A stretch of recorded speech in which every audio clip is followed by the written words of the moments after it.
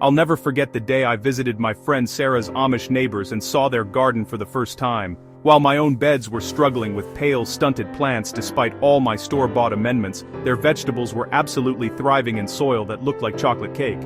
When I asked their secret, the grandmother smiled and said something that changed my entire approach to gardening. We don't feed the plants. We feed the soil, and the soil feeds the plants. What she shared with me that afternoon wasn't some mystical formula or expensive product. It was a simple, time-tested approach to soil building that Amish farmers have used for generations to transform exhausted, depleted ground into incredibly productive garden beds. And the best part? You probably have access to most of these ingredients right now. Before we dive into the recipe itself, you need to understand why this approach is so different from what most of us do. We've been conditioned to think about soil as this inert medium that we pump full of NPK fertilizers. The Amish understanding is completely different. They see soil as a living organism that needs to be nurtured, fed, and maintained. The traditional Amish method focuses on building humus, that dark, stable form of organic matter that's the foundation of truly fertile soil. Humus holds nutrients, retains moisture, improves soil structure, and provides a home for billions of beneficial microorganisms. You can't buy humus in a bag. You have to create it through the decomposition of organic materials, and that's exactly what this recipe does. What really struck me during my conversations with Amish gardeners is their patience and their perspective. They're not looking for quick fixes or miracle solutions. They're building soil that will serve their grandchildren's grandchildren. But here's the amazing thing. Even though their approach is long-term, you start seeing dramatic improvements in just one growing season. The foundation of this method revolves around three main components that work together synergistically. Each ingredient plays a specific role, and it's the combination that creates the magic. The first component is well-aged manure, and this is non-negotiable in the traditional Amish approach. They typically use horse manure because that's what they have readily available, but cow, sheep, or chicken manure works beautifully too. The key word here is aged. Fresh manure is too hot and can burn plants while potentially introducing pathogens. Properly aged manure that's been sitting for at least 6 months to a year has mellowed into this crumbly, earthy smelling material that's pure gold for soil building. When I started using aged manure in my own garden, I was honestly shocked at the difference compared to the composted manure I'd been buying in bags. There's just something about the real thing, with its complete microbial profile and diverse nutrients, that commercial products simply can't replicate. The microbial life in aged manure includes bacteria, fungi, and countless other organisms that immediately begin working to improve your soil structure and nutrient availability. The second ingredient is wood ash, which might surprise you. Amish families have wood stoves, so ash is a natural byproduct they've learned to use wisely. Wood ash is incredibly rich in potassium and calcium, and it raises soil pH, which is especially useful if you're dealing with acidic soil. But here's the critical part: you really have to use it sparingly. Too much wood ash can swing your pH too far in the other direction and lock up nutrients. The third component is what they call green manure or fresh plant material. This could be grass clippings, chopped weeds before they go to seed, or crop residues. The Amish are just meticulous about returning everything back to the soil. Nothing gets wasted. These green materials provide a quick burst of nitrogen and feed the soil microbes, creating a feeding frenzy of biological activity that breaks down organic matter rapidly. Here's how the traditional recipe comes together, and I'm sharing this exactly as it was taught to me. This method is designed for building new beds or rehabilitating severely depleted soil. You start in fall, which is the traditional Amish timing because it allows everything to break down over winter. First, you spread a layer of aged manure about 3 to 4 inches thick over your bed. Don't skimp here. This manure layer is your foundation, and it needs to be substantial enough to make a real difference. Next comes a thin dusting of wood ash, and I mean thin, maybe a 1/4 inch at most. Think of it like seasoning food. A little goes a long way and too much ruins everything. If you don't have wood ash, you can substitute with crushed eggshells or a light application of lime. The wood ash brings additional trace minerals that the alternatives don't provide. Then you add a thick layer of green material, whatever you can gather. The Amish often use spoiled hay, grass clippings, garden waste, or even chopped corn stalks. This layer should be about 6 inches deep. It's going to shrink dramatically as it decomposes, so, don't worry about it looking too thick initially. Finally, and this is crucial, you cover everything with a layer of partially finished compost or good topsoil, about 2 inches deep.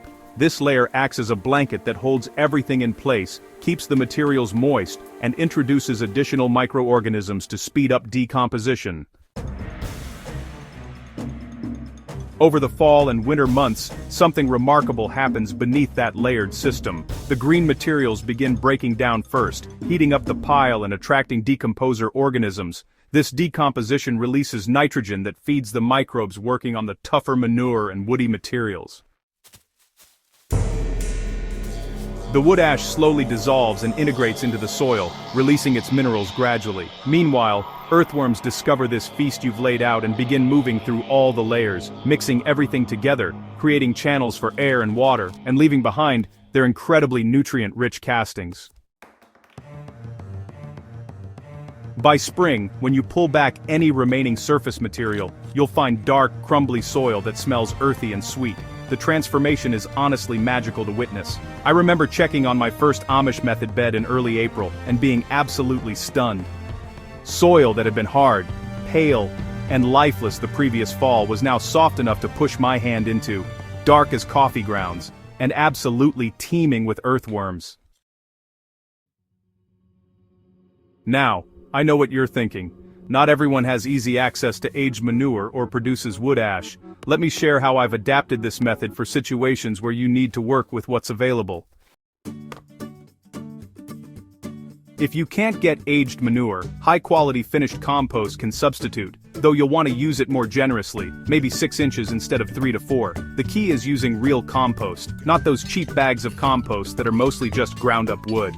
You want material that's dark, crumbly, and full of life. For wood ash alternatives, I've had good success with crushed eggshells that I've been saving and drying. You can also use a light application of garden lime if your soil test shows you need it. The goal is getting some calcium and minerals into the mix without overdoing it. The green material is usually the easiest to source. Grass clippings work wonderfully as long as they're from a lawn that hasn't been treated with herbicides. Leaves run through a mulching mower are excellent. Even shredded newspaper or cardboard can work in a pinch, though they're not as nitrogen-rich as fresh green materials. Once you've built your soil using this initial intensive method, the Amish don't just stop and let it degrade. They maintain it through a simple annual practice that takes minimal effort. Each fall, they add a 2 to 3 inch layer of aged manure or compost over their beds, along with whatever plant debris and organic materials they've collected. They're constantly feeding the soil, keeping that biological activity high and the organic matter content rich. It's not complicated, but it's consistent, and that consistency is what creates those incredibly productive gardens that last for decades. I've adopted this maintenance routine in my own garden, and it's transformed how I think about soil care. Instead of viewing it as this big project I do once and forget about, I see it as an ongoing relationship. I'm constantly thinking about what I can add back to feed the soil organisms that are doing all the heavy lifting for my plants.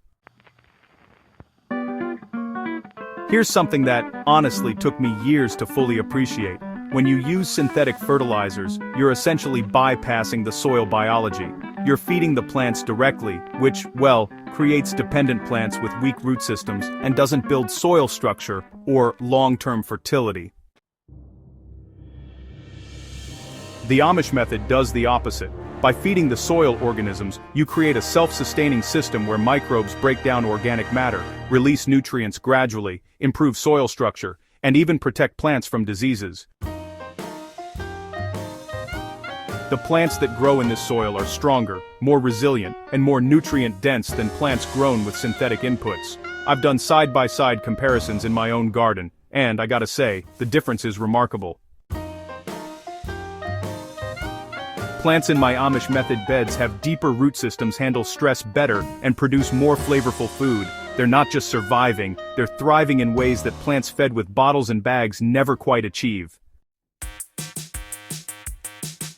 If your soil is tired, depleted, or just not performing like you want it to, this is your opportunity to change that trajectory. You don't have to transform your entire garden at once. Start with one bed, just gather your materials, layer them up, and watch what happens. The best time to start is right now in fall, but honestly, you can begin this process any time of year. Spring applications work too. You just need to allow a few weeks for initial decomposition before planting. Summer building is possible if you keep everything well watered. The beauty of this approach is its simplicity and its proven track record. Amish farmers have been growing food this way for generations without expensive inputs or complicated systems. They've proven that healthy soil isn't about what you can buy, it's about what you're willing to build. If you're ready to transform your garden soil and grow the most incredible food you've ever produced, subscribe to Grow with Soil for more time-tested wisdom like this. Share this with your gardening friends who are tired of struggling with poor soil. Let's build something amazing together, one garden bed at a time.